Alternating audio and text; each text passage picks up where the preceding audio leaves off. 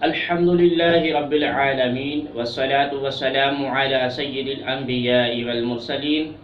أما بعد فأعوذ بالله من الشيطان الرجيم بسم الله الرحمن الرحيم السلام علیکم ورحمۃ اللہ وبرکاتہ۔ ناظرین و سامعین ذی محتشم، آج ہمارا موضوع ہے احادیث نبوی صلی اللہ علیہ وآلہ وسلم میں ماتم کا کیا حکم ہے۔ ناظرین و سامعین ذی محتشم، حضور کریم صلی اللہ علیہ وآلہ وسلم کی زندگی مبارکہ ہمارے لیے اسوہ حسنہ ہے۔ اللہ تبارک و تعالی قرآن مجید میں ارشاد فرماتا ہے، بسم اللہ الرحمن الرحیم، لقد کان لکم فی رسول اللہ اسوۃ حسنہ، بے شک تمہیں رسول اللہ کی پیروی بہتر ہے۔ آپ کریم صلی اللہ علیہ وآلہ وسلم تمام امت کو بہترین اخلاق کی ہدایت کی ہے اور اخوت اور محبت کے طریقوں کو بھی واضح کیا ہے، لیکن اس کے ساتھ ساتھ اس بات کی سخت ممانعت فرمائی کہ انسان کسی جانی مالی مصیبت پر، کسی اندوہ اور پریشانی میں اپنا صبر اور استقلال ترک کر دے اور جزا فضا جیسے غیر شرعی امور اختیار کرے یا نوحہ کرے۔ ان سب امور سے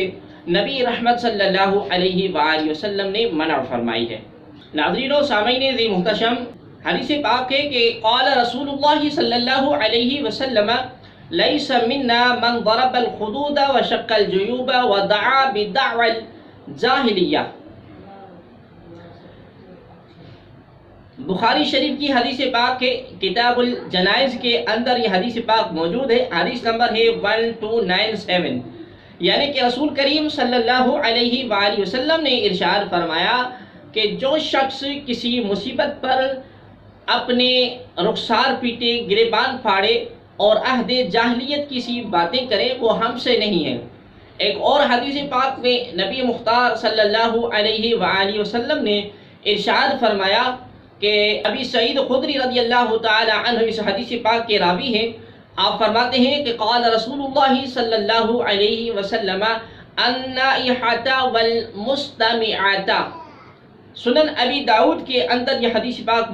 موجود ہے کتاب الجنائز میں، اور باب النوح کے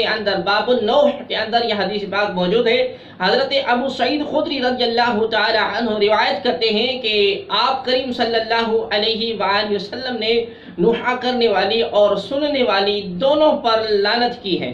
ناظرین و محترم،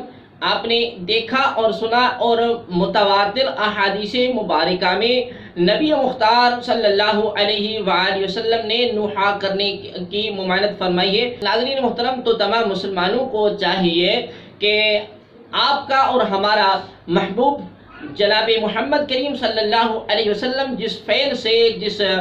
کام سے وہ منع فرما گئے ہیں، ہم کو بھی وہ کام نہیں کرنا چاہیے۔ جس کام کی نبی کریم علیہ السلام نے، جس کام کرنے کا نبی کریم علیہ السلام نے ہمیں حکم فرمایا، اس کام کو ہم اپنے دل اور جان سے کریں، اور جس کام سے نبی مختار صلی اللہ علیہ وآلہ وسلم نے منع فرمائی اس کام سے ہم رک جائیں۔ لہذا